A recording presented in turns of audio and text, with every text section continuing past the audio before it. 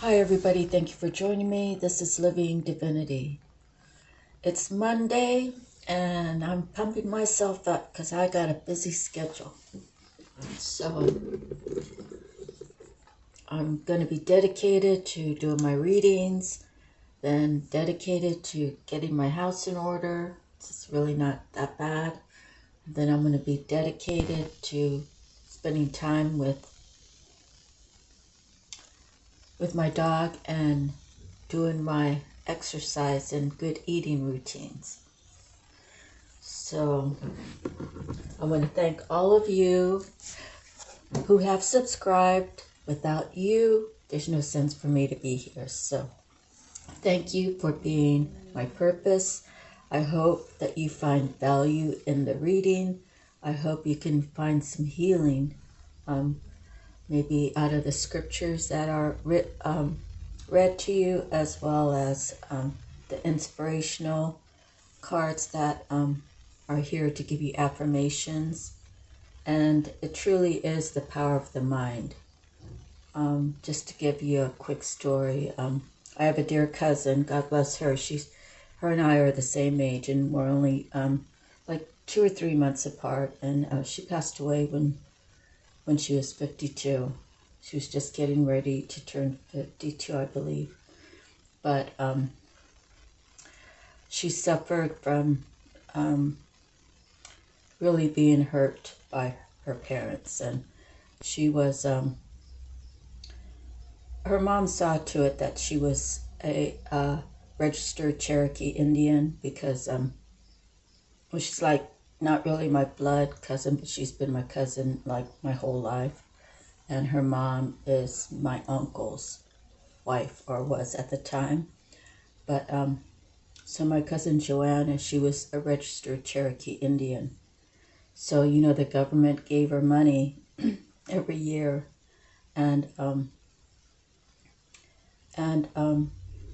well, when she was 16, she could touch it if she wanted to. And, you know, people knew that. And her parents went to her and said, you know, Joanna, if you let us take this money, we're going to buy a house in a better area. And it's it's going to have a place where we can get you a horse and stuff like that. And it really was a beautiful home. She trusted her parents because they said they would pay her back. And I don't know how much it was, but so they bought the property. It was a few acres, and you know, Joanna wanted her money back when she turned like 18. She wanted to pursue her dream of being a model, or I don't know, doing makeup, doing hair. I'm not really sure, but she had a vision. And so, unfortunately, the parents split up. And, you know, whenever you divorce, you can't recoup that money back. It's already sucked into the house, and then it goes through the divorce and all that, and there's nothing left. So from the time she was 18 to the time she died, anytime I ever saw her, that's what she cried about. And I'm not saying she just whined about it. She actually cried about it, because all of her dreams were shattered, and she trusted her parents. And so she became an alcoholic and a drug addict. And God blessed her with 2 beautiful girls. And the younger one is like her mini-me. And, you know, it causes a lot of damage when your dreams are shattered. When you have an expectation of, you know, like, why did they even tell her she had the money? Why even, you know, but I don't think they meant it in a bad way. I think they really intended on paying her back, but since they couldn't ring true to each other, how could they ring true to her? You understand? And I'm not judging my aunt, who's now passed away. She just passed away this year. She just passed away this year, and she was always one of my favorite aunties. And my uncle, you know, he's still living. He's my mom's only little brother, you know, so, you know, I kept telling her just to let it go, that, you know, there's nothing you can do about it. But she, in her mind, that's all she ever focused on. So she had like a hyper focus because it was her dreams that were shattered. And I guess that everything just kept playing in her mind. So she's passed away now. I loved her dearly. I still love her. She's not hurt anymore. Thank God. But the thing I want to say is, even sometimes the smallest promise, if it's broken, it can damage a relationship. And then the larger it gets, right? The larger the promise, the bigger the heartbreak, right? So I was blessed in a way that my biggest heartbreak in my life was losing my mom, because that's the kind of pain that is so extraordinary. And after that, I found out who really cared about me. You know? I mean, who really, really cared about me. And I know I could count them all in one hand. And the hand's not even full. So, disappointment, hurt, being abused, being ridiculed, being ostracized, feeling like you're all alone. I can tell you because I've been there. You're never alone. I remember in Hawaii, I was listening to a reading, and it was Thanksgiving time, and a reader was saying, "Oh, just spend time with your family. You know, enjoy your family." And I'm sitting in the room with me and my dog, right? And I'm like, "Oh, what family? I have family in California, and I'm out here all alone." And that's when I realized that I was never alone. My family was with me in the spiritual realm. So when you're at your alive relative's house, know that you can call on your spiritual family to join you. And a lot of people, I hear like a husband and wife, when one of them die, when they pass away, go to the other side, on holidays they'll set the place for that spouse at the same place where they always ate, and they gave him or her a place setting. Maybe they even serve the food. I'm not sure. I guess it's to each their own on that, but they set aside a place for their loved one in memory. Okay, so try not to hurt yourself. Try not to, you know, beat yourself up. Try not to be easy and gentle with yourself, is what I'm trying to say, and move through your thought processes of why something happened. Just accept that it happened, and you have to move on, and you know, ask God for the healing, and do the affirmations. And you can do your own research now that we have the great internet, right? And just search for your healing. You could watch any videos, as well as any tarot readers, and we all talk about finding healing. So, and everybody has a different perception, so it's nice to listen to other readers as well. So thank you all for giving me my purpose. I thank God for this opportunity to read for all of you today, and let's get it moving. So I'm on Isaiah 11,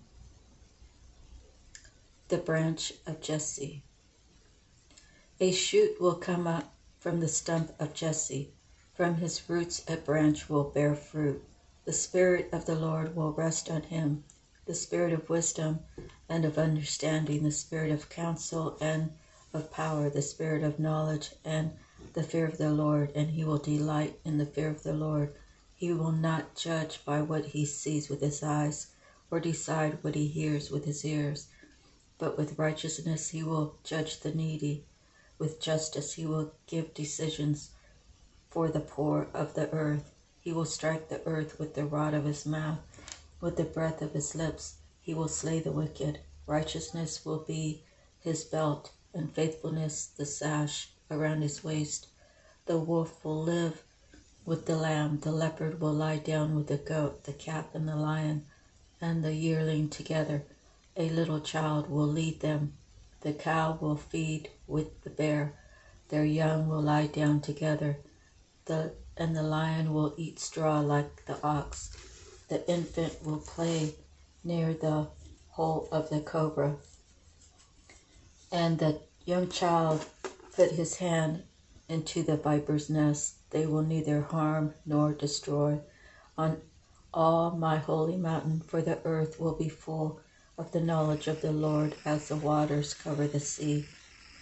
In that day, the root of Jesus will stand as a banner for the people. The nations will rally to him, and his place of rest will be glorious. In that day, the Lord will reach out his hand a second time to reclaim the remnant that is left of his people from Assyria, from Lower Egypt, from Upper Egypt, from Cush, from Elam, from Babylonia, from Hamath, and from the seas, or from the islands of the sea.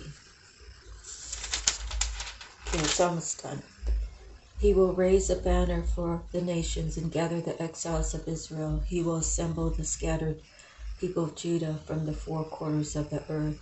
Ephraim's jealousy will vanish, and Judah's enemies will be cut off. Ephraim will not be jealous of Judah, nor Judah hostile towards Ephraim. They will swoop down on the slope of the Philistia to the west. Together they will plunder the people to the sea. They will lay hands on Edom and Moab, and the Ammonites will be subject to them. The Lord will dry up the gulf of the Egyptian sea. With a scorching wind he will sweep his hand over the Euphrates River. He will break it up into 7 streams, so that men can cross over in sandals. There will be a highway for the remnant of his people that is left from Assyria, as there was for Israel when they came up from Egypt. So that was the whole book of Isaiah 11. Okay. Now let's begin with miracles now. My positive energy leaves a powerful impression on the world.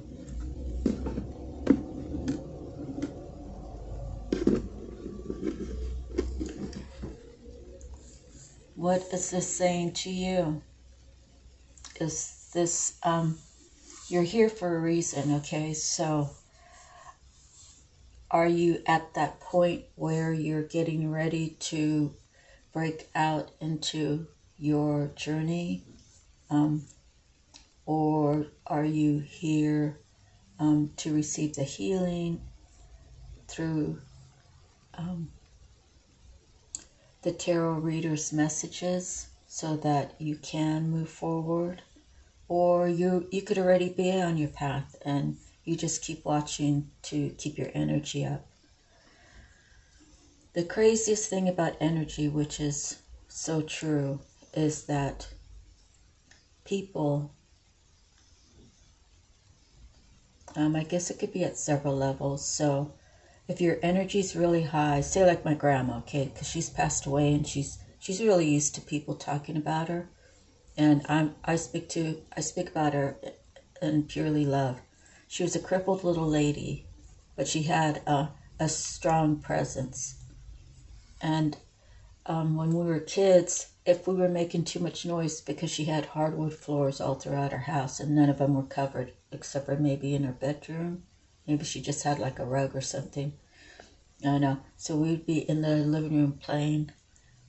It was making noise, and you know, she was in her 60s, and you know, she just didn't like it. So she would call to us and we would have to go to her. Now, you have to understand, she wasn't in a wheelchair. I mean, like, to move her around, yeah, she would have to be in a wheelchair or carried. So she was sitting on the edge of her bed. Her energy was, it commanded respect. It commanded, you know, it commanded respect and honor, right? So when she would call to us, we would go in there, and she would tell us to get the Bible out. She had several Bibles, and we'd all have to sit there, and then she would tell us to look up a scripture, and then she would have one of us read it, and then the next one say, oh, well, how do you feel about that scripture? How does that make you feel? And, you know, we were only like around 8, right? 8 to 10. So her energy and what her belief was so strong and so unbreakable, the love that she had for God, that all my other family members, well, like my mom would, I've never heard my mom say one bad word about my grandma, but I've heard people say, oh, Mom, you're crazy, you know. And then, you know, I'm 8. What do I really know what crazy is? But it's because she's trying to shine the light, right, of God within all of her children and grandchildren. That was her, that was like her number one goal. But she had her crippled little hands that wrote letters to people in prison, and it was all scriptures. She wrote to people in Mexico, in the Philippines, in Spain, you know, and I'm not sure about where else, but my grandma had a powerful force within her. It's just that she was crippled. So, you know, when you lose a part of you, it really enhances the rest of you if you allow it, right? So because she didn't have to focus on getting from A to B, you know, she could really focus everything on the Lord, and that's what she did. Now, her positive energy, although people weren't awake yet and they were trying to stay away from her, I always loved going to Grandma's house. When I was younger, we lived on the other side of town. Our town is 1 mile long. And I remember being 5 or 6 and telling my mom, I'm going to go to Grandma's house. And she'd say, no, it's too far and I can't take you right now, whatever. She was busy cooking or doing the laundry or whatever. And so then we moved halfway over. And the reason why we lived on that side of town was because they had a new school that was 1st and 2nd grade. So 1st and 2nd grade, I could walk to school. And then when I was getting ready to go to 3rd grade, I had to go to the other school where my brothers went and my sister. And then, so they moved halfway down, and then the school was about 4 blocks to the east.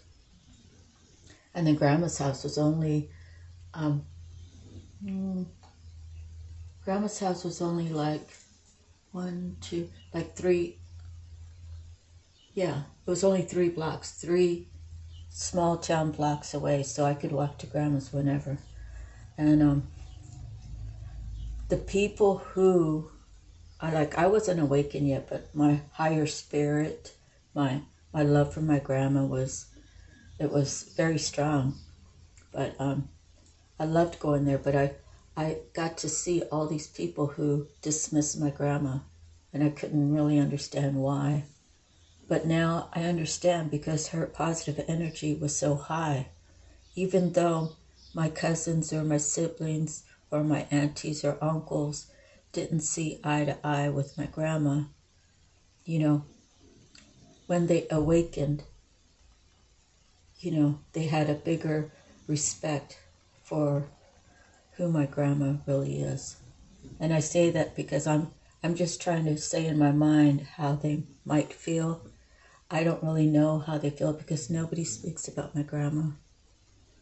I mean, like, don't people just keep talking about great stories about their family members to keep the story alive? No, I'm not saying I'm the only one, but I believe I'm the only one that tells stories about my grandma that are, my grandma could be really mean, right? But it was for the love of God. Everything she did was for the love of God. So yeah, she left a powerful impression on me. So I could only imagine the people that she wrote letters to in the jail that corresponded back with her. How must she have touched their heart that she spent her time to write to somebody in prison that she didn't even know.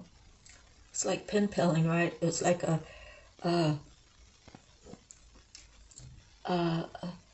God-fearing, God-loving penmanship between her and someone in jail. So I don't know how many people do that these days. Maybe my grandmother was a trailblazer regarding that. I'm not sure. That was in the 60s and the 70s. So anyways, what do you want to do to leave a powerful impression on the world, a positive energy? Okay, we have the internet now. You can highlight anything, and God is going to make sure the right people see that video, and even the wrong people, so that they can, maybe they have to rebuttal you as sort of like let's see if John's going to still be respectful, even though this I sent him in to be mean to John, how's John going to handle it? So you want to always try to be on your most upright, position, and your integrity as upholding and strong as it can be. Because, when you decide to get out there, you have to hold yourself. Anybody could do what they want. I'm just telling you my opinion. I have to hold myself at a higher level, not saying I'm better than all the people.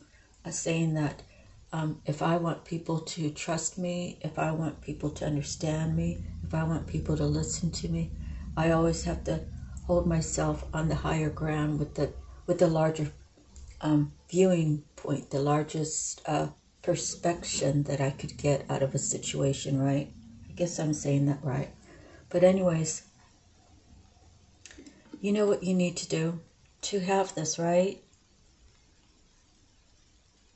We have so many people that decide, I want my 15 minutes of fame and I'm going to go to a school and kill 10 people. What is this world coming to? We can't make people change. They have to want to change. And if you're here, I'm so glad, because I am some sort of light to you that makes you subscribe, right? And I appreciate it, and it makes me feel so good that I actually have people that find value in what I say. For 61 years, the people around me have not valued anything I said. And it's not because I don't say anything that is valuable. It's somehow I've called people to be around me that their vibration wasn't high as mine. And I was born with this vibration. When I was a kid, my sister hit me in the head with a baseball bat. It's like, I was born in 62, so it was probably like 1964 or prior. I want to say prior because I think I did go to preschool for a little bit. I definitely went to preschool for a little bit. That long ago, I couldn't tell if it was a full school season. But So this accident had to happen prior to that. She gave me a full swing with a wooden baseball bat, like in the middle of my head. Like, I think it was like the back of my head. And I was, they didn't have machines back then. My mom took me to the doctor, and the doctor said, well, we just have to wait and see. We don't know. And I was dizzy for a long time. I probably should have died. And, this is my destiny to tell you my life story of pains that I had and how I overcame them. And, it's not a fun job when I have to do that, but it's like a requirement, because how can I talk to you and not share how I've been hurt in my lifetime and how I overcame it, right? If this is my job to help you heal, the best way is for me to tell you something really bad that happened to me, how I got through it, how I dealt with it, how I decided to heal it, how I decided to move it behind me. It's the power of the mind, right? The power, the positive energy, it has to do with your thoughts. So if you have bad thoughts, right, then expect bad things to happen to you in the future. So anytime you have a negative thought, you either have to push it out and say, why would I think that? Like, that's not who I am. Someone else must be sending that to me. I return to sender. Or if you think that it's you, why would I think that? That's dumb. That's not who I want to be. Goodbye, bad thought. I actually, I'm in the process of quitting smoking again. So I do this thing where I say, I'm on the last cigarette, and I say, bye-bye cigarette, no more. And then, I don't know, so just by saying the words, bye-bye, it kind of says go away, right? The urge to smoke. So I know it's a trying thing, and I know that it takes a lot of patience, a lot of meditation, and a lot of strength within to beat an addiction, right? But stay positive in what you want to do with your life, where you want to go, the things you want to experience, and take the steps to make it happen, okay? And do what it is that you think you need to do to leave your powerful impression in the world in a positive, beautiful, loving way. Okay, so that might be the title of this reading. Well, something like that. Okay. So moving forward, we are Native Spirit and the White Buffalo.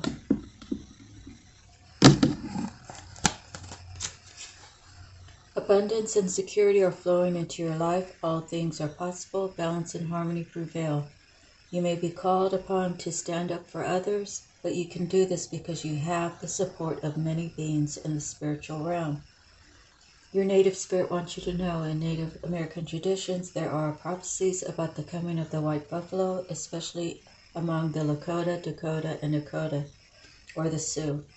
There's a legend that the white buffalo calf woman, a mystical being, came to the people a very long time ago when they were out of balance. She gifted the people with a sacred bundle containing the white buffalo calf pipe to help restore the balance. Upon leaving, the white buffalo calf woman prophesies that she will return at the end of an age and that she will appear as a white buffalo calf. In recent times, white buffalo calves have been born, leading many to believe that this is the beginning of a new time. When this card chooses you, it's an honor, for it speaks of a time of miracles and balance in all things.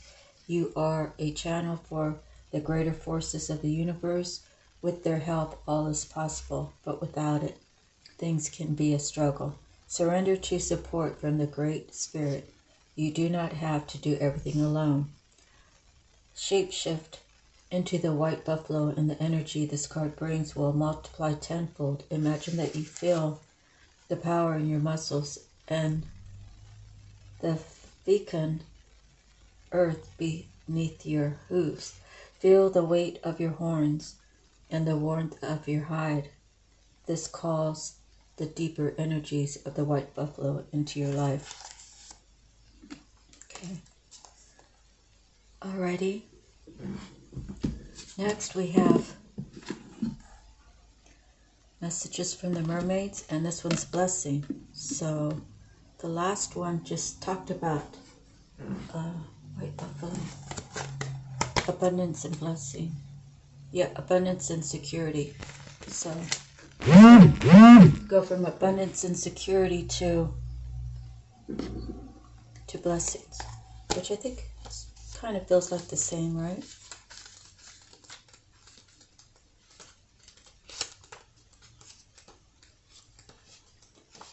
Okay, prepare yourself to receive an abundance of blessings.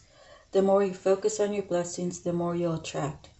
Remember to count your blessings. This mermaid is preparing herself for beautiful blessings by being receptive and filled with the gratitude. She feels worthy to receive infinite blessings, and she fully trusts in the divine to bring them to her. You have the ability to bestow blessings as well as receive them. Anyone can bless others. This can be done with sincerity and from the heart. Blessing someone can be an overpowering act that can open a door of divinity for both parties. Blessings can manifest in many ways. This mermaid asks you to count your blessings and to be grateful for their presence in your life. Even when things aren't going so great, there will always be at least one blessing you can count. The more you focus on being grateful, the more blessings you'll attract. Your presence could be a blessing in the life of someone else. When you feel worthy and can appreciate our true value, others can perceive us as a blessing in their lives. Alternately, perhaps someone is about to enter your life who will be a beautiful blessing for you. Sometimes we can feel helpless when we see things going wrong in the world. For example, if you see an emergency service vehicle making a simple silent blessing, like a prayer or a wish for the person, people, or situation, can really make a difference, bringing a sense of peace and calm to an otherwise stressful situation. So regarding the ambulance thing, that's something my mom would do. Every time an ambulance would be passing us, or even going somewhere down our street, she would say a blessing for them. As well as another thing that is, like, I think spiritually honorable is the procession when someone is in the hearse and getting ready to go to get buried. You know, back in the day, they used to hold all the cars back so the procession could go through, right? And it was something that my mom did was she turned the music off in silence, and you know, to remember or respect the dead, right? I mean, like, we didn't know those people. So those little things, I'm telling you, they're very good ways to have blessings come back to you. And I'm kind of, you know, all these traditions that my mom's side of the family had, you know, they were really good things, and they're things that I really cherish. And you know, it's just something that I hold true to my heart. My grandparents started a Cabatuan family reunion in 1965. I was 3 years old. Now, I don't know why I remember it was 1965. I think someone maybe had some literature, or I'm not sure, but for some reason I know that it was 1965. Maybe there was a news clip about it. Anyways, so it's been going on since 1965. So next year will be 60 years, right? Or no, 70. Yeah, 60. 65 to 2025 will be 60 years. So I don't always go because I've always lived far away, but my heart was always there. I was always there in spirit. And I have a great cousin who has taken all the pictures since he was a teenager in high school. And he saved them all. He has pictures. I say he has all the gold because he has all the memories from all the family reunions. And, you know, he shares them with us. So we are really blessed to have this special cousin who has dedicated his off life, you know, because I think he worked and then retired or whatnot. But all of his off hours, he was out, doing photography. So our family is really blessed to have him as a member. So it's all what you do in life, and it's all the things that used to be so good that we have to bring back, right? So if you don't have a family reunion, maybe you should think about starting one.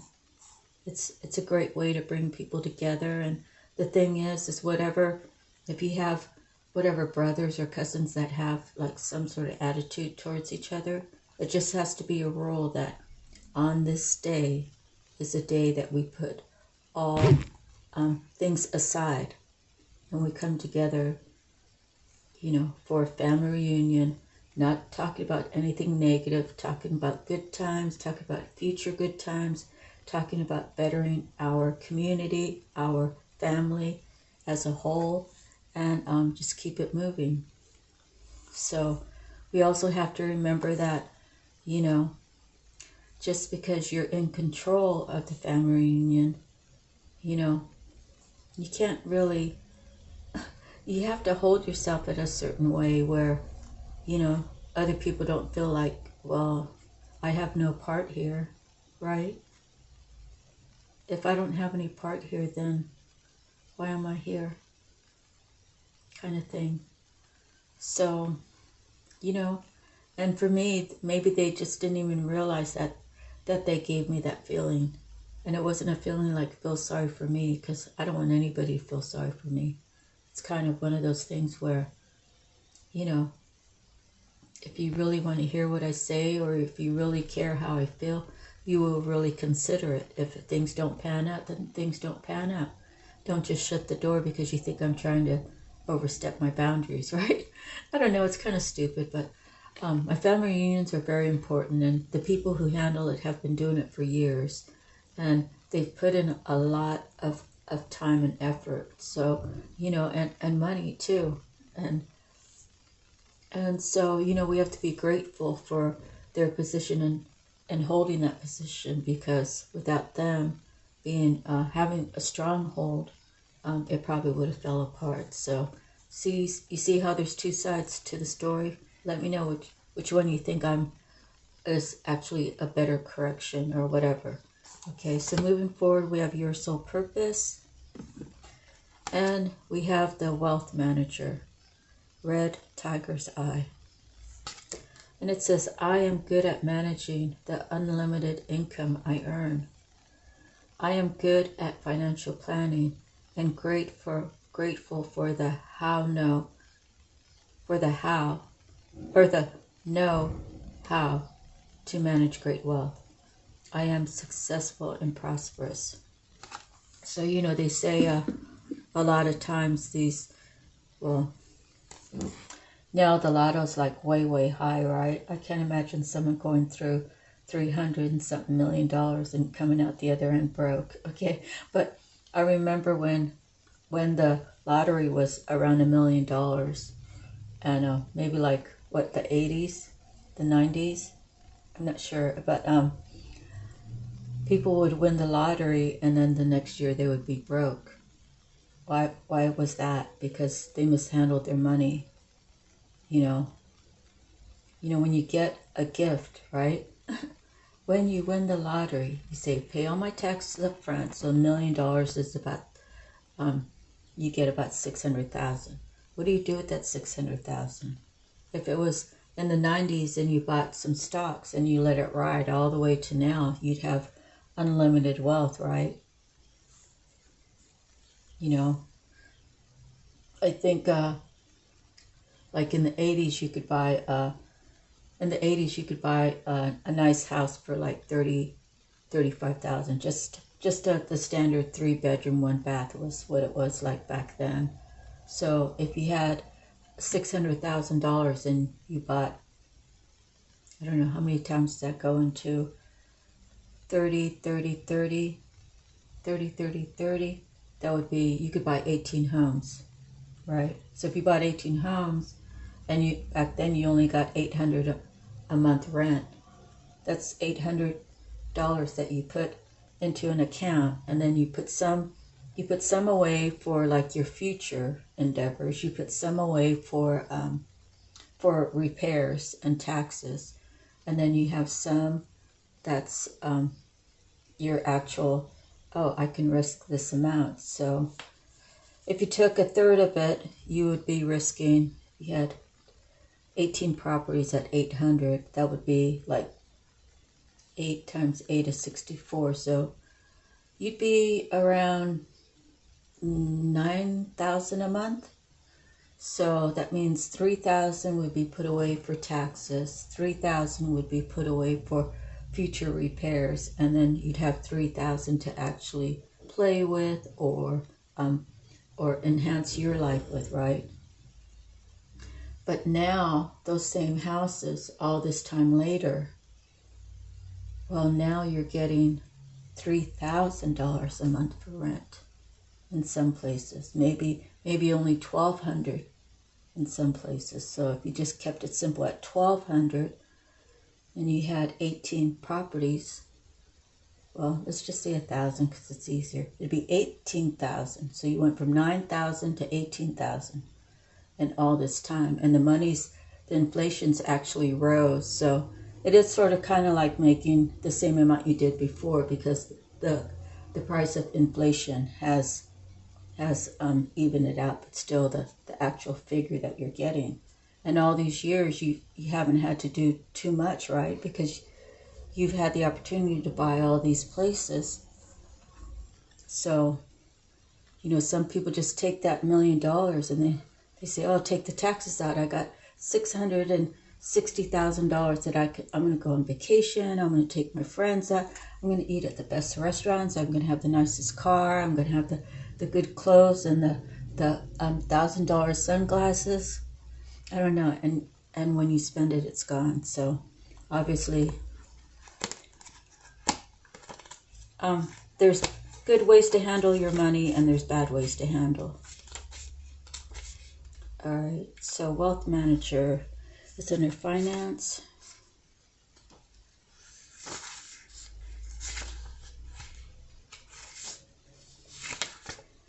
Are you a natural when it comes to managing money? Have you planned for an abundant financial future? Embrace and expand your concepts of money to include extraordinary wealth. The joy of being a good financial planner is that the wealth you acquire is often wealth you will use in your retirement or will share with others, even through gainfully employing staff or through philanthropic activities. When the wealth manager and red tiger's eye card shows up in your spread, it is time to call on the money manager within you to make your life easier by filling it with abundance. It takes great courage to be wealthy. Are you ready to be abundant and have financial freedom? Take the time to focus on your current wealth and determine where you want to be with your financial resources in the near or more distant future. Look at your liquidity, your ability to access cash, and determine how much cash is available to you right now and the size of your future nest egg. Wealth management involves financial planning and utilization of various special financial services for investments with the goal of sustained long-term wealth. Red Tiger's Eye is a grounding gemstone that can be used to amplify your business acumen. Use this stone as a tool to help you open your eyes to the bigger picture. Let this gem trigger your ability to implement your long-term financial vision. I look at red tiger's eye as an ally for tapping into my inner entrepreneur. This card calls you to pay attention to responsibly controlling short and long-term financial instruments such as checking and savings account, certificates of deposit, individual retirement accounts, annuities, and money market instruments. Look far into the future and you will be grateful that you took the time now to learn about various ways to manage your wealth. Use the vibration of red tiger's eye to get clear on your intentions. Believe that you have the ability to be successful and prosperous. Hold a vision for financial success. Okay? And, you know, the things that hold value, there's a lot of things that hold value, at least for a time, right?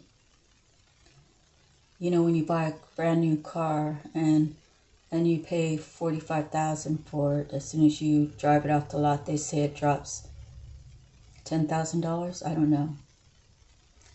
But if you take that same car and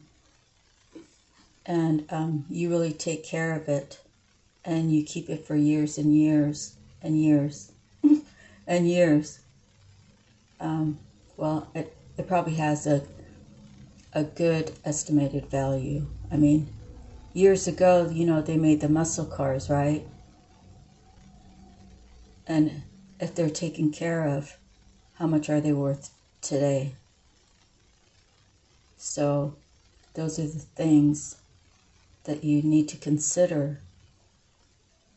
And, you know, I mean, I'm just saying it's a car, right? I don't know what kind of car today would bump up value like a 66 Mustang or a 66 Corvette or a 66 Camaro. You know, there's so many cars, right? Like the 442. But there's so many good classic cars from the 60s that it's just unreal, and how much they're actually worth today. So in the 60s, you could buy a brand new car for $3,000, right? Like for $2,500. Now, some of them are selling for six figures, depending upon the upkeep, you know, the upkeep, the miles, and who the buyer is. The buyer really wants it and he has $1 million. If he really wants it, well, I guess you can get $1 million, right? If the buyer really wants to pay that, if it's worth it to him. The value is in the buyer's eyes, right? All right, next we have the crow. Anyways, I wanted to tell you too that I'm sorry about the videos that had all that crackling noise. I think I had the volume too high on this recording device, so I've lowered it a little, and I want to make sure that we don't have that situation anymore. And I have a real good person out there who's letting me know, so thank you, dear. Okay, the crow.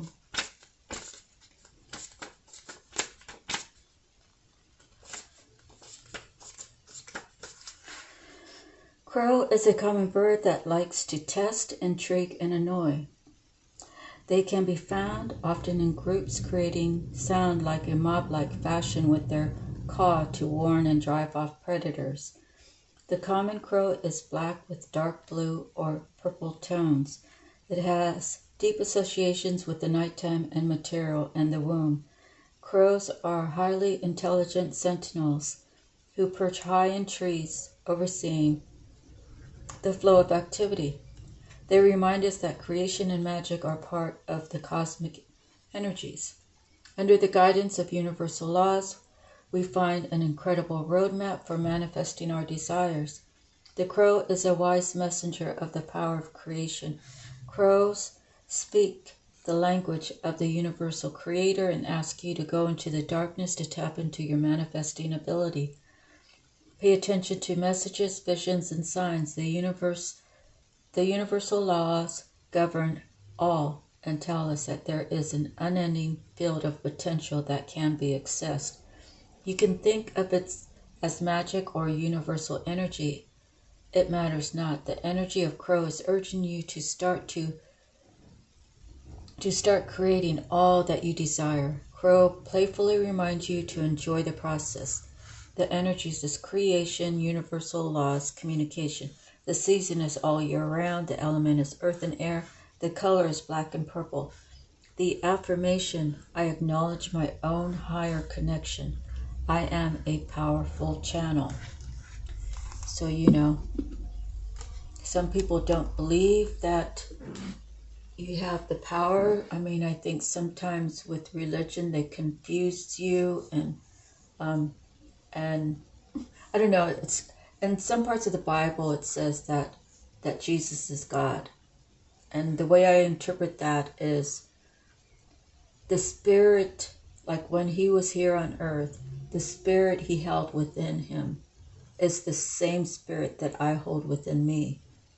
The same spirit that you hold within you, right? When we call and open our hearts up to God and we say, God, I know that the only way is with you, Lord. I open my heart up to you.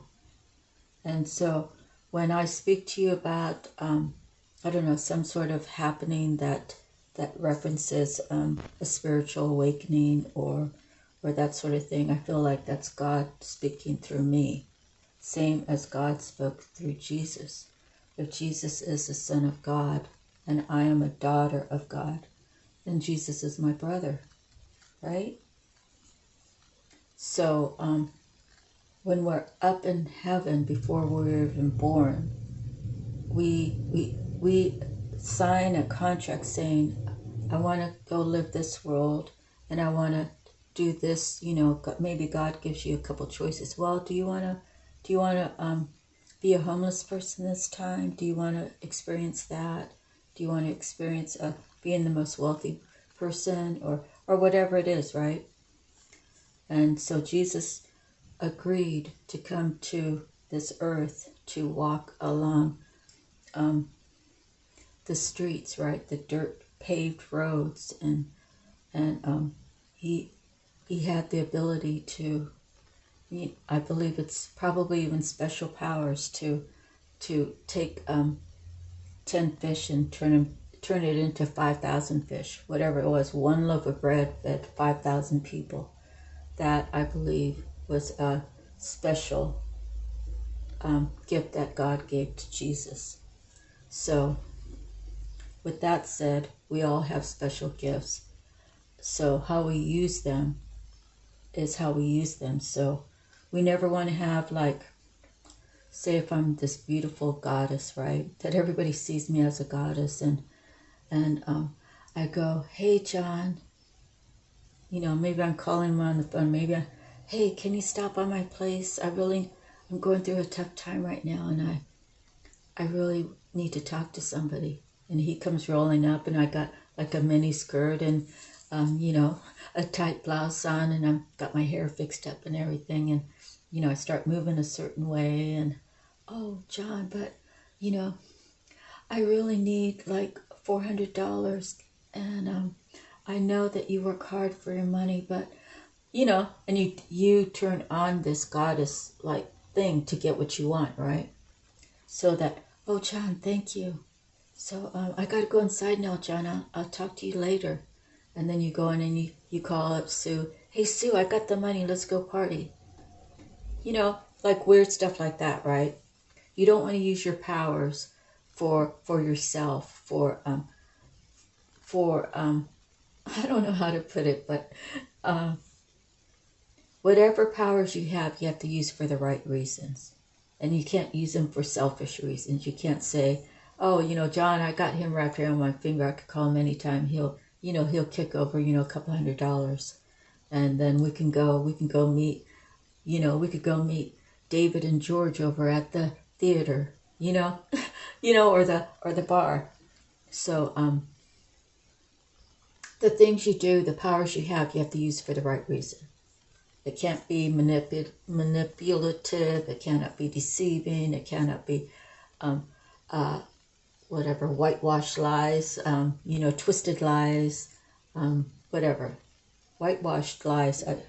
I never heard that term. It just came out. So someone must have wanted me to say that. Okay.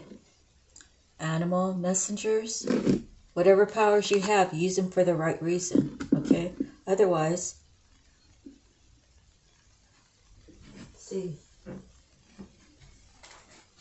otherwise, it won't be, you won't be leaving a positive energy for people to remember you by, right? So do everything for the good. Okay, so we're at the seal. Okay, we're at the seal. And I just want to say I love you guys. Okay. Hard work and inspiration are the foundation of true creativity. Seal inhabits the watery depths from which spring imagination, intuition, the power of dreams, and the infinity of creation. That seal gives birth on land shows that these landscapes of your mind may be made material. Do your dreams show desires not yet acknowledged? Then the time is ripe to make them your own. True creation and inspiration are also yours, but will remain discarnate without the hard work which alone can give them form. Seal's wisdom is arduous, but its rewards are immense. Okay? Hard work and inspiration are the foundation of true creativity. Beautiful. Okay, next, we're going to do the Power Angel cards. I did do my pre-shuffle, but my pre-shuffle decisions is at the bottom. Let's see. Let me give a couple more shuffles. Then we'll get ready to read. And, you know, if you all have to go do something, that's okay. Just put it on pause and recall it in case, you know, I don't want to interrupt your time.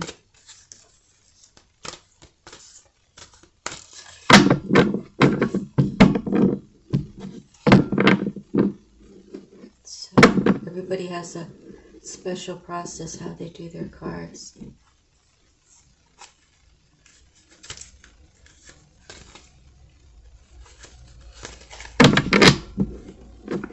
Okay.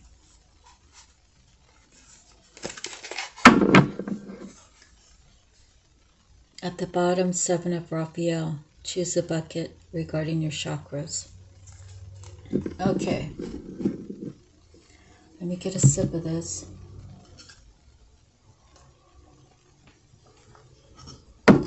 So, I have 3 candles at the very bottom. And I have to make my way out to go get some soon. First one, we have the Ace of Michael. It's a new beginning, right? Aces are all new beginnings. What are you going to do with this new beginning? Are you going to take it and accept it? Or are you going to say, you know, I kind of like where I'm at, even though there's not that much excitement. I feel comfortable here. Or are you going to say, a wonderful new idea, don't allow bumps in the road to hinder your progress. Clear up communication problems with others. Okay, you've come up with a wonderful new idea. Insight that had previously eluded you shines upon a situation or problem. Now the way forward is clear to you, and you move full steam ahead. There is an opportunity here to do things in an entirely new way. Give attention to the details in your plan of action, but also keep an eye on the big picture. There could be a bumpy start, but don't let that deter you from continuing to move forward. Clear up any communication problems with others. Don't allow misunderstandings to fester. Get to the truth of the matter. Be honest with yourself. Look for the silver lining. Don't give up. Okay. Next we have the Nine of Raphael. Make a wish. Make a wish. Make it a big one. It says, dreams become reality, a joyful time of life.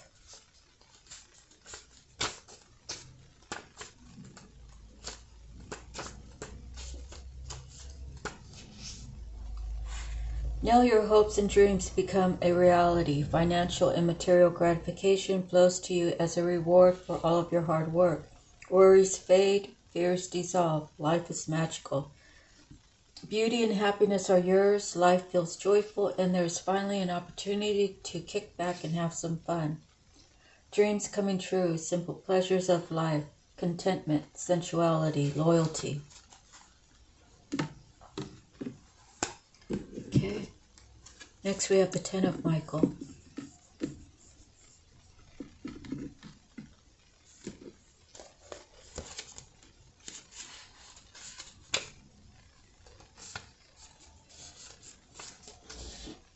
It's finally over. A situation has ended and you are finally free. You probably saw this time coming and have been welcoming it. New opportunities for happiness will now follow.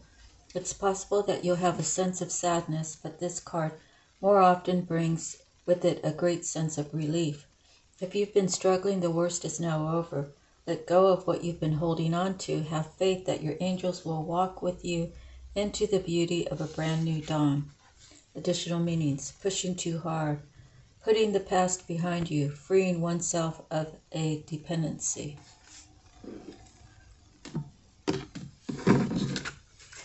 So you see, someone's been praying for a new beginning, and now it's here. His dreams or her dreams are coming true, and he's bowing or she's bowing out gracefully from her current situation. Okay. And look, we have the marriage card. So someone's leaving a situation that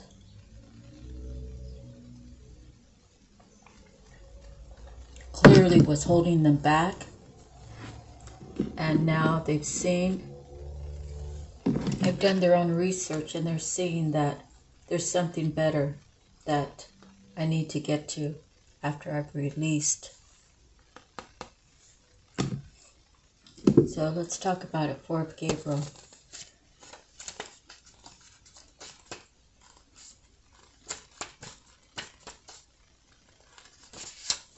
It's time for celebration. You've worked hard and are entitled to some rest and relaxation. Your project has come to a successful completion, and now you can feel a sense of great pride and happiness. Release yourself from situations that feel burdensome. Expand your social life. You deserve to have a little fun.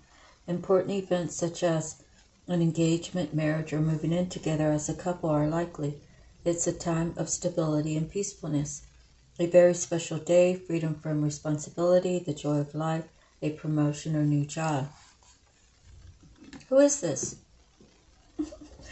If this is for you, congratulations, okay?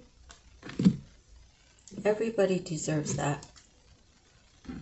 Especially when you put in the work of healing yourself, the work of knowing that, no matter how many times people made you feel like you weren't worth anything, you're saying, hey, you all were projecting your crap on me. I know what my worth is, and I know what I'm capable of having in my life. Just because you've told me no, that I can't have that for the past 1 year, 5 years, 10 years, whatever it is. I know that I can have what makes me happy, and no one's going to stop me now. Okay?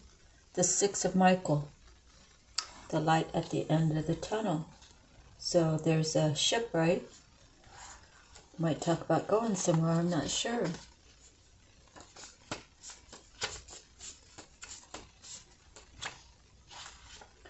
You're on your way to happier times. The situation that had you feeling stressed and worried is now behind you. A new day is dawning.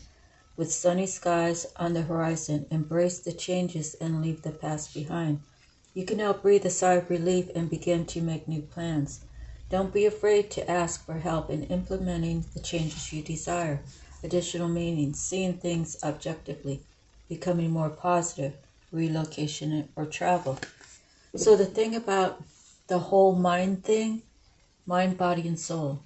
So if your heart or soul feels a certain way, right?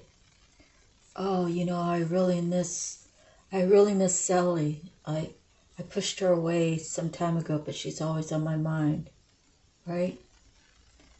So what you want to do is you could take a little post-it note, right, and put it in the bathroom on the mirror, and you can actually say these affirmations.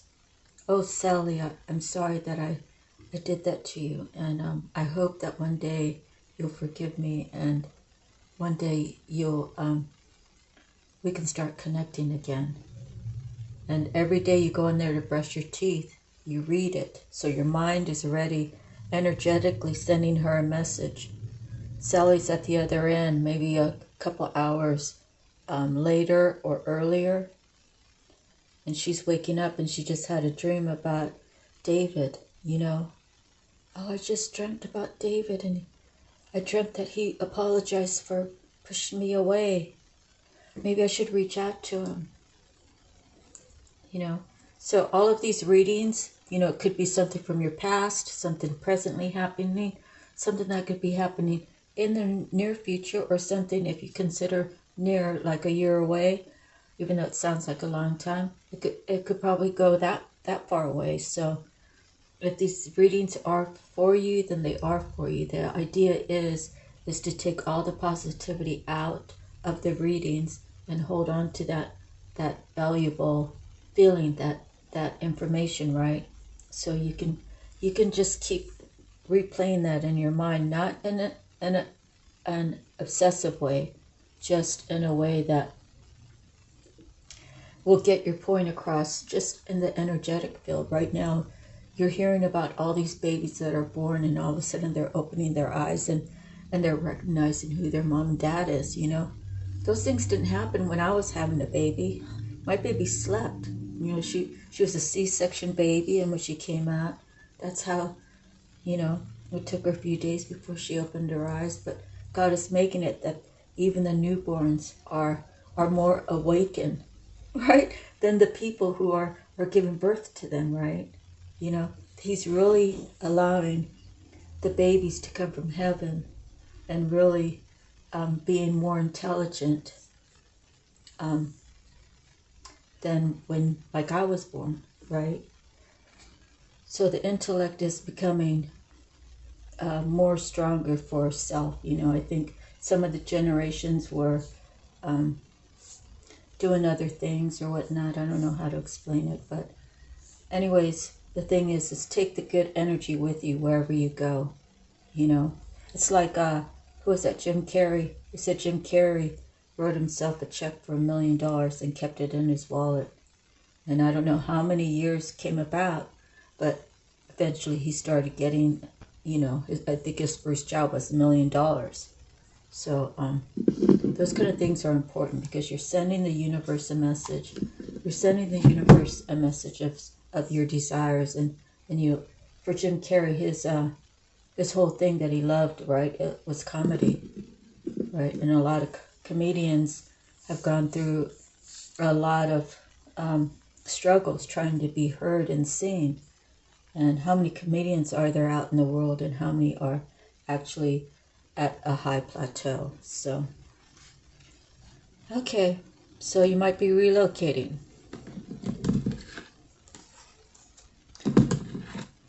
You've said your goodbyes to this current situation. You know that you had made a wish, and this new beginning is going to bring it in. And it has to do with something that really touches your heart, right? Something you don't take for granted anymore.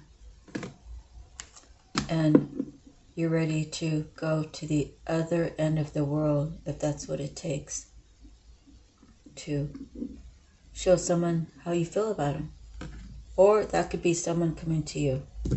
Put it where it fits for you, okay? Next we have the Three of Ariel. And it talks about doing what you love. And that's been kind of the, sort of, the premise of this reading so far. Just looking for that magic card. What did I do with it?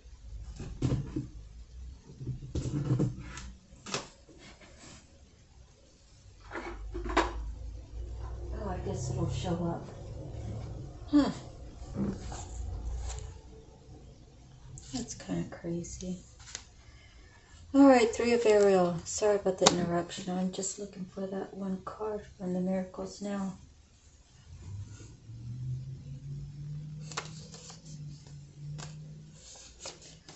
Three of Ariel. Do what you love. It's important to follow your passions and do your very best work. There is great talent and skill present. The task at hand can be a joyful experience and may bring recognition or financial rewards. This is a great time of personal growth in your career or artistic endeavors. Working with others in a happy, cooperative manner is important. Get the input of those around you, but don't be afraid to confidently share your ideas. Additional meanings: a labor of love, being paid to be creative, awareness of potential, being a mentor.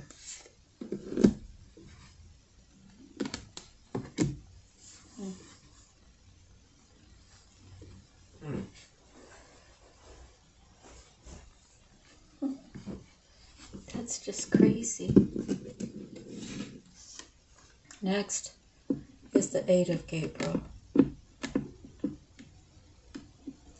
This, I think, is the communication card.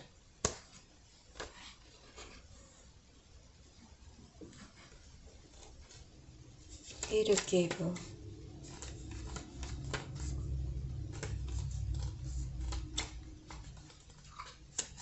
Suddenly things are moving at a very fast pace. All delays are over and now the sky's the limit. It may be a little overwhelming, but it also feels good to see your plans moving forward.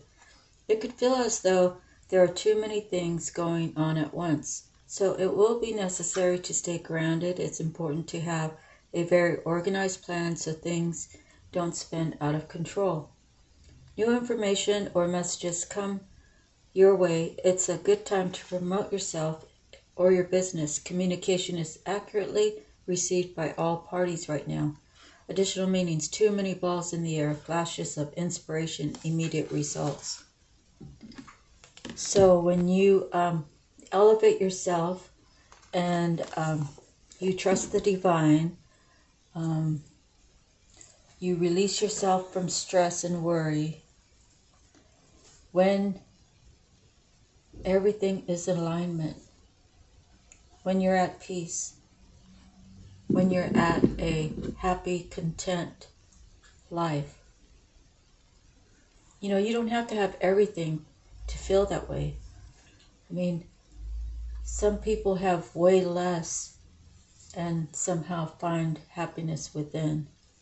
So it's not really about what you have physically. It's what you have mentally, spiritually. You know, what's in your heart that carries you through the good times and the bad times. But to manifest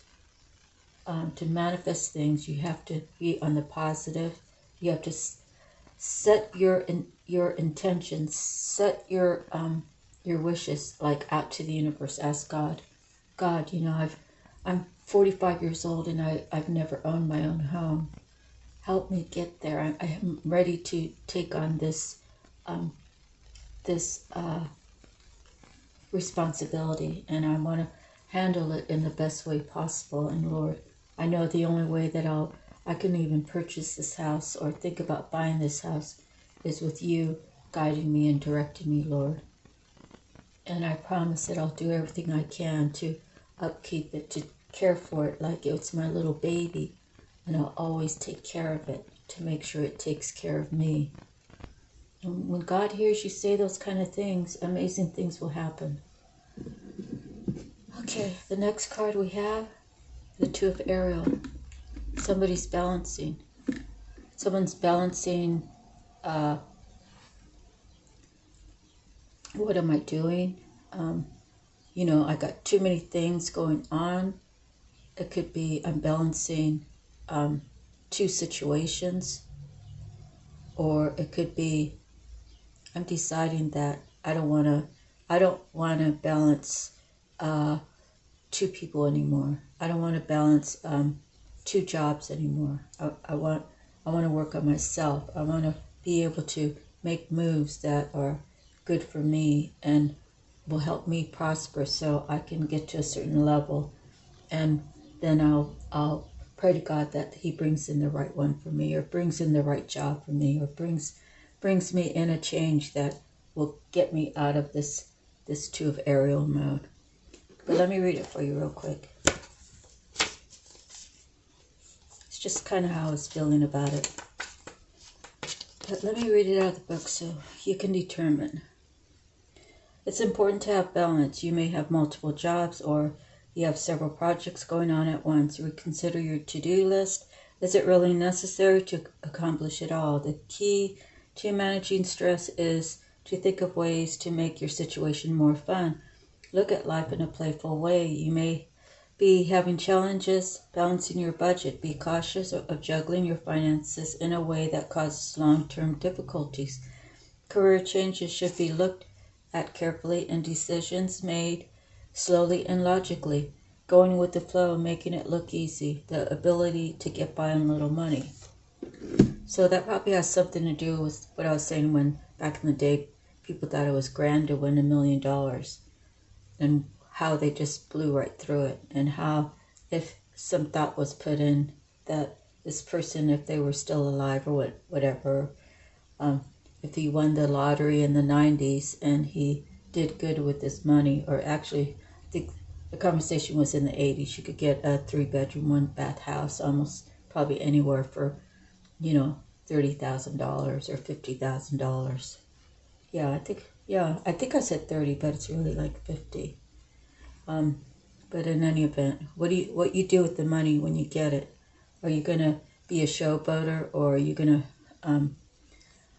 not tell anybody that you won this big lottery? And are you gonna just make these moves that are silent, right? And that'll keep out the people who want to take from you. Like if I won the lottery, you know, through the tarot, say, I would know better not to tell anybody, you know. I would know better to just I think I would tell my daughter. I definitely would tell my daughter, but I'd be helping her at the same time. But it'll keep out the snakes. So if I announced, you know, in other words, I'm 62 years old this year, and I've had so many people push me away and tell me how I'm not worthy, tell me I'm not good enough, tell me that I'm ugly, you know, tell me that I'm too fat, or I'm too skinny, or I'm too old, or I'm too this, or I'm too that, you know. And they were all projecting things that was bothering them, because I'm just me. So people get pissed off when people are just themselves, right? I'm just me. I don't judge anybody. I don't want to be involved in gossip. I don't want to be, you know, one of those that get together and tell a bunch of lies to hurt someone else, you know. I mean, granted, you know, I've learned from that, you know. Very, very possible. It could be very true. As a matter of fact, it is true. You know, when I was in my 20s, when I was in my teens, all that was stuff that I already learned. That it doesn't matter, you know, you can't manipulate someone and make them love you, you know. I had a girlfriend who lost her husband, and we agreed that we were going to get together and we were going to go win him back, you know, and it didn't work out that way, you know. So just dumb stuff, dumb crazy stuff, you know. You know, you want to be ride or die for your best friend, right? So So anyways, we all learn, but do we actually learn the lesson to when we say, that was like a dumb thing, I'm not going to do it again, you know? And, you know, in my early 20s, I think I was 21, I decided that, you know, I was going to kill myself. And my neighbor sold my husband at the time, who happens to be my daughter's father, like all of these, what were they? I think they were Quaaludes. And I took like 30 something of them. And then he called me to apologize for being mean to me, when he was just mean to me because it was Friday and he didn't want to come home. He wanted to go out with his friends. So he had to start a fight with me and be really, really, really, really mean to me. You know, so that way he'd have a reason to go out. So I was stupid. I was in the service, and yeah, I took like 38 Quaaludes. And I told him on the phone that I took them. And, you know, he's a 45-minute ride away. So he told me to call the ambulance. But, you know, it already had come on me that was be my last conversation, right? Because the medicine was overcoming me. So then he called our roommate and told him. And that guy I was in the service with too. So I don't know who called the ambulance, but the ambulance ended up at the house, and I had to go and get my stomach pumped out with that charcoal crap, and I had to go into a 72-hour you know, psych ward, where it was really like it was really enlightening when I saw that other people had other situations. There was one girl, her family, I think her dad was like a captain or something, made all this money, but for whatever reason, she became an anorexic. And she was a pretty girl, but she only weighed like 85 pounds, and she should have been weighing about 110. And you could see the bones sticking out from her back and her ribs and everything. And it's an eating disorder, but how do people get these disorders? And I was like, you know, I was trying to help her, right? Just try to talk to her, yet, you know, you have more to life, you know, and I'm here because I did this, you know. And then when the doctor came in to see me after the third day, right, he's like, so what do you think? And I said, I think that was the dumbest thing I ever did, and I don't plan on ever doing it again. And he released me because it was just an emotional thing. Women in their 20s, their hormones are going all crazy. The men who are in their lives don't know how to react to them. You know, women really want attention when they're in their 20s. They really want to feel needed and wanted. And, you know, even in my 40s, 30s, 40s, 50s, you know, it really hasn't changed. It's just that I've accepted that, well, I can't make someone love me the way that I love them. The reason being is because I'm not saying I'm all that or anything, because I'm still in the healing process, but I really feel like their hurt and my hurt, you know, and I say my hurt because I've released a lot of things. Even in my marriages, you know, I never said, oh, well, I was married to that one, and then I never took it out on the next one, okay? I just let whatever happened in the first one just be, and I wanted to start fresh new with the new one, right? And but the new one had hidden pains that he didn't tell me about until, you know, 12 years into our relationship.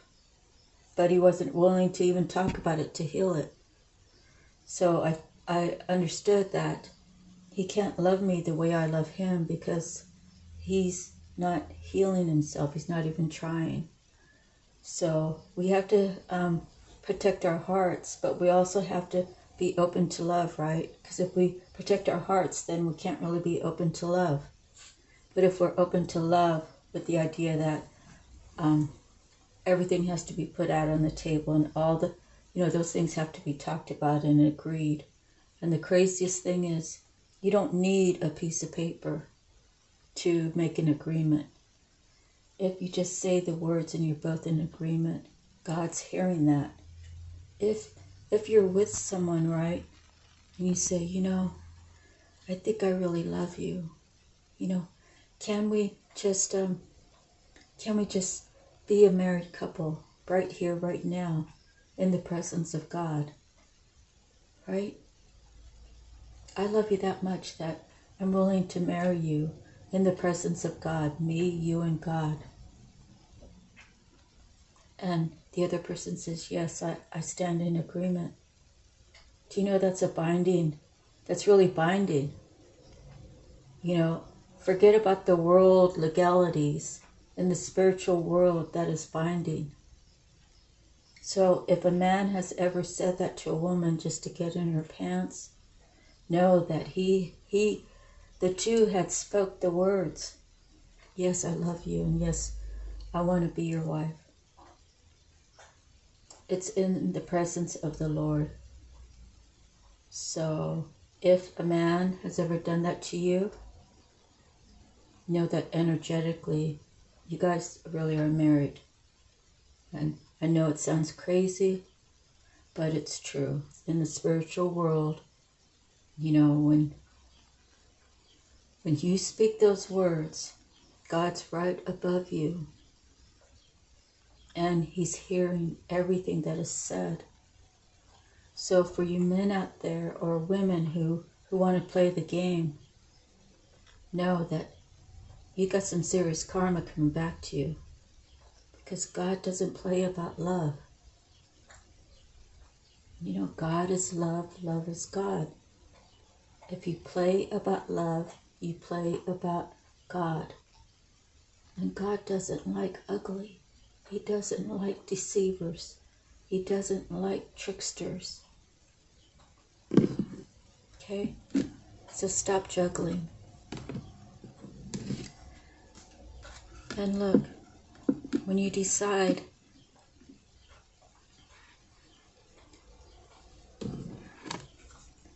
Lord, I know I had been juggling these two.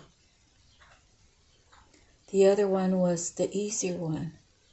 The other one was the one that I could go to her and say, let's combine incomes. I'll move in with you and we'll be a couple and we can help each other and I will always be there for you. You'll always be there for me. Whatever was told, whatever story was told. He chose the other because she was easy to get his way. Oh yeah, I'll sleep with you. Then as soon as they move in together, maybe they have an open relationship. Maybe they don't, but maybe she's so vibed with, oh my God, look at this man that I have. And then he lets her down and says, oh, I'm going to go out with my friends tonight. Oh, it's Saturday, I'm going to go work out. I'll be back in 4 hours. Meanwhile, those 4 hours, he's not working out. He's spending time with someone else. He's going to the beach with his friends. He's leaving you to do whatever, to clean the house.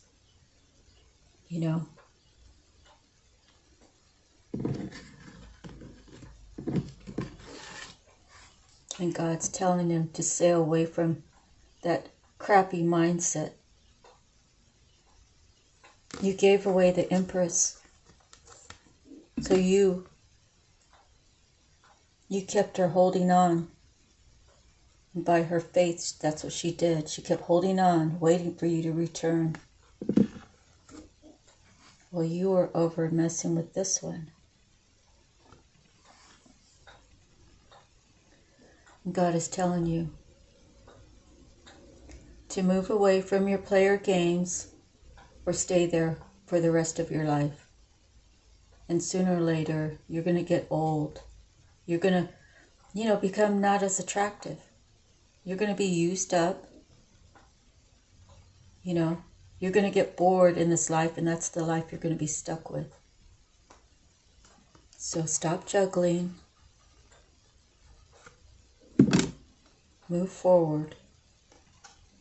And get on the path that I told you to do. Or I'll find someone else for her. The Empress, she's everything.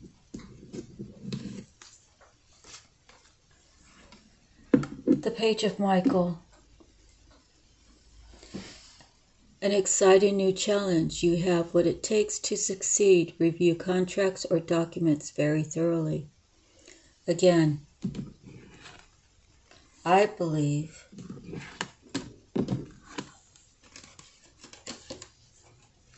that this person verbally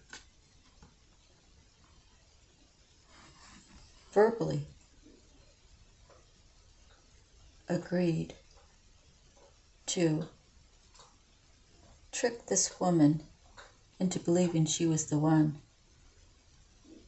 Maybe it's the other way around. Maybe he did have two choices. And maybe she tricked him into believing she was the one. Meanwhile, this one kind of saw everything without them knowing. So you got to fit it where it fits, okay? If it doesn't fit, then it's not for you. But that's what it kind of looks like to me. And even so, you look at this girl, she's got blonde hair. And then these two girls have dark hair. So maybe this guy has 3 women that he's sorting through. However, the Empress doesn't play around. She tries to do what God tells her to do, and she tries to fill in her time working on herself. Just making herself feel better, do better, be better, right? And the Page of Michael says truthful, perspective, analytical, blunt. So Page of Michael could be a guy or a girl. All these could be guys or girls. You got to fit it where it fits, okay? If it fits at all. Let's see. The Page of Michael. A new challenge. Life brings you something unexpected, but don't worry. You have what it takes to proceed successfully. Your intellect and ability to discern the truth are the only tools you'll need. Don't hesitate to do research or ask for assistance from those who have the right expertise. Business or legal, contracts will need thorough review. A student of life who is continually learning something new.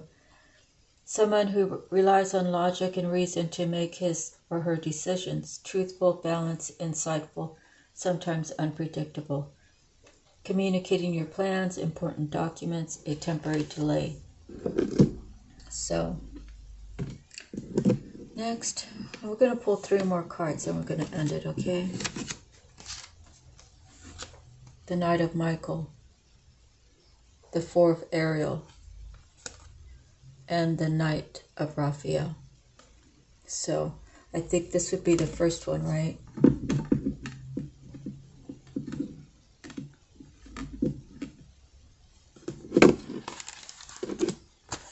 The Knight of Raphael.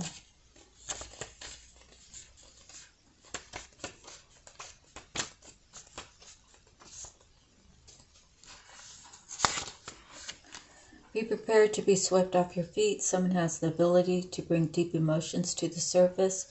This card often represents falling in love. It can also herald creative and artistic proposals and career opportunities, as well as situations or topics that make your heart flutter happily.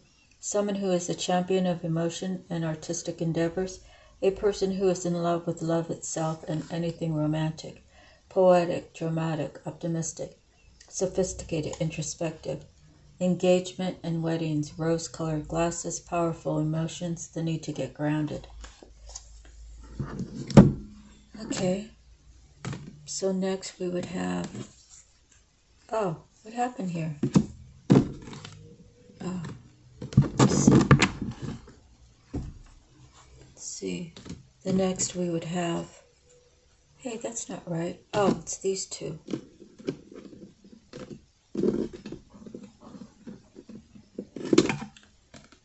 This has to do with how you're spending your money, I think. Yeah, Four of Ariel. So that'd be, I guess, like the Four of Coins.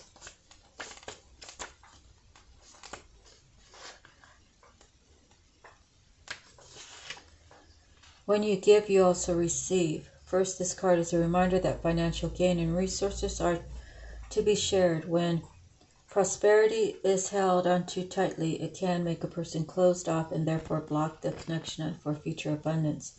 If someone has been blessed with great resources, this card can be a reminder to donate to charities and worthy causes. On the other extreme, it can indicate that someone has been too careless with the money. There is a need to review how money is spent or to get debt under control. This card isn't about money and finances, but can also be about expenditures of energy and emotion. Do not let fear-based thoughts limit your actions. Be willing to share whatever talents and gifts you have for those around you.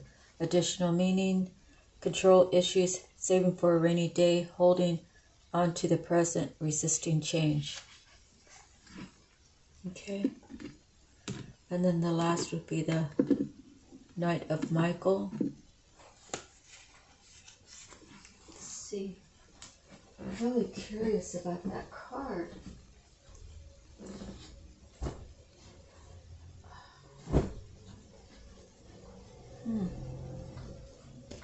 Kind of thought I just popped it right behind me, but I don't see it. Okay, Knight of Michael.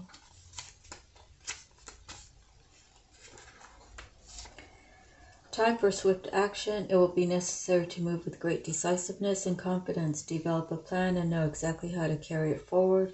There is a great deal of activity. This card encourages you to follow your mind over your heart for the results you desire. While you're urged to act quickly, you mustn't act impulsively. A person who is able to accomplish many things at once, someone with a brilliant mind and the capacity to solve any intellectual problem, strong, focused, committed, educated. The champion of a cause, sudden changes, lack of diplomacy. So, for me, when it says, when you decide something to do, you use logic over your emotions. I think you need to take your emotions into consideration, but of course your final decision has to be through logic, right? That's kind of how I read that. Anyways, so when I had those three cards, I accidentally pulled off the top, so what I got was the Star. So whenever I get a major arcana, I have to keep going, you see? And then the Seven of Michael. So let's read the Star and the Strength, and then we'll be done.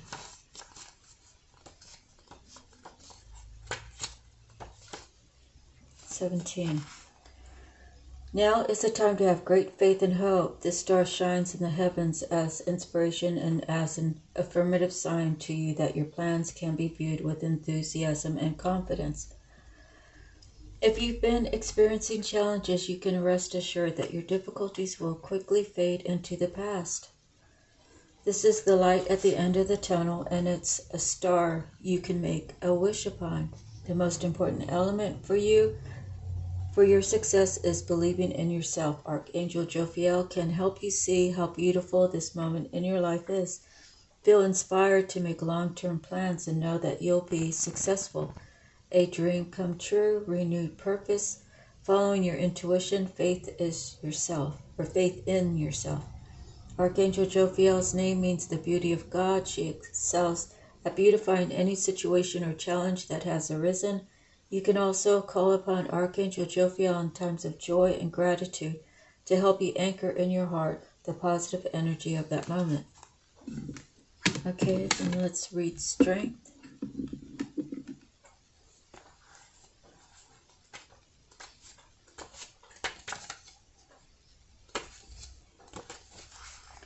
You have a great strength and compassion. The kindness and understanding that you give to others are a blessed gift. However, it is equally important to show gentleness toward yourself.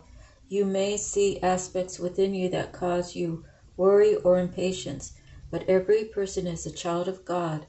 It is by balancing all aspects of yourself with love and mercy that you learn to exhibit those same qualities to people around you.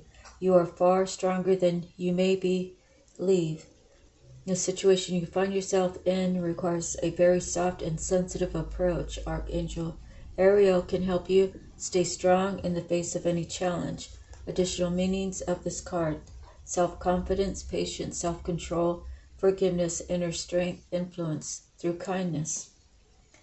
Archangel Ariel is the angel known for protecting animals, the environment, and those who seek to safeguard our world. Her name means Lioness of God, and she can inspire great courage in the hearts of those who call upon her. Archangel Ariel is also known to be an angel of manifesting the essentials of daily life. Call upon Ariel if you're feeling uncertain or experience a lack of confidence, and she will help you get in touch with your own inner strength. Okay, so I think we should try to Google the 1711 and see how that comes up.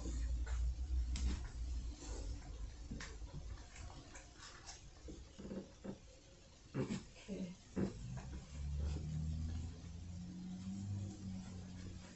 All right, 1711.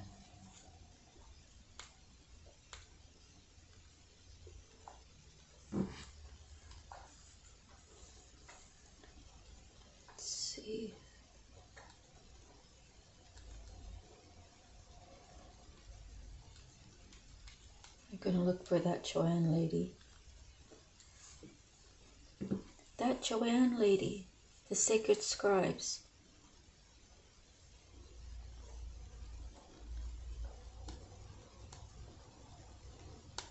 Here we go.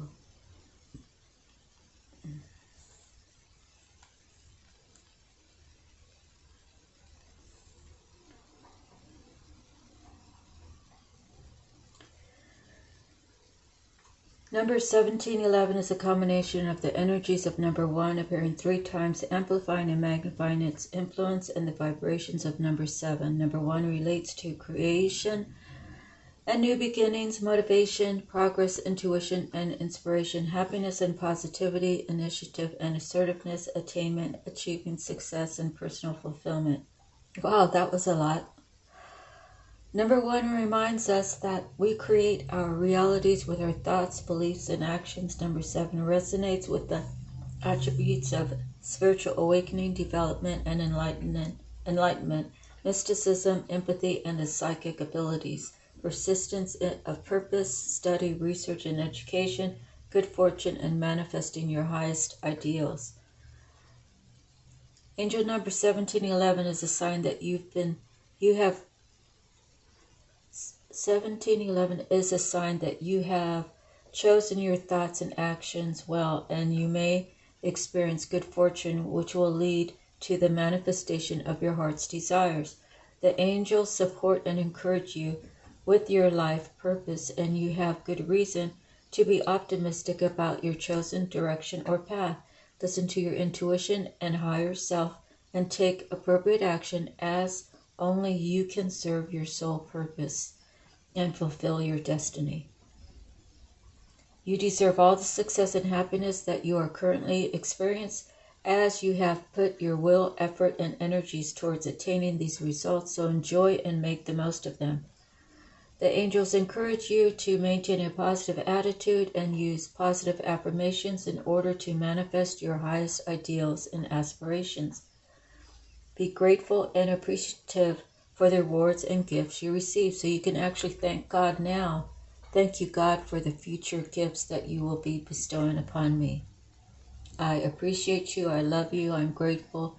I give you, Lord, all the glory. Okay? Because you never want to take a gift from God and never give him back the glory that he deserves, right? Okay. Let me see.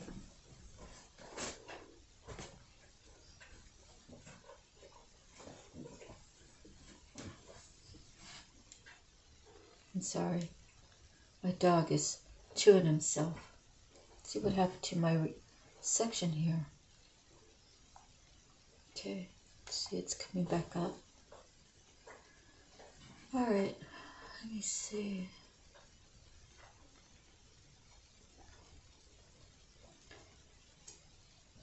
You deserve all the success and happiness that you are currently experiencing. The angels encourage you to maintain a positive attitude and use positive affirmations in order to manifest your highest ideals and aspirations. Be grateful and appreciative for the rewards and gifts you receive. Angel number 1711 can also suggest that it's time to begin a spiritually based practice, career, or profession. The universe and angels will ensure that all that you require will be provided for you, and you are to trust your own inner wisdom, skill, and abilities. Use your talents to serve humanity and bring illumination to those who seek it. Angel number 1711 tells you of learning new skills, listening to your own inner knowing, and stepping out of your comfort zone in order to further develop and advance. Do not fear your changing views or perceptions, but rather embrace them as opportunities to expand your knowledge and awareness. Okay, so that turned out to be a wonderful reading, I feel like. I hope that you found value in it. I hope that this helps your day go by better, or your night, whatever time you're viewing this. I hope there's good information, good affirmations that you can take with you and use them on your daily mantras, your daily things that you want to increase in your life, how you want to repair your mind, body, and soul all together, how you want God to be by your side, you want to be able to pray to God wherever you go, you want God's love to be always with you, and you want His authority to be always being on your side. And it's important that you want and envision these things because, well, it's God, and God is love, and love is God. There's only one. This world, God can grant you all the material things in this world that you could ask for. But if you don't praise Him for it, then why receive it? Anyways, that's the end of my reading. Without all of you out there, there's no need for me to be here. So thank you so much that you are part of my purpose. Thank God that we can come together. Thank God for the words shared today. And have a beautiful, beautiful, beautiful evening or day. Okay, so we'll see you the next time. I'm sending you love, light, peace, harmony, joy, happiness, and healing. We have to heal ourselves to move forward so we don't take pain with us into our next relationship, or we don't take pain from the past and put it upon our children, or put it upon ourselves. We have to heal from it so we can release it.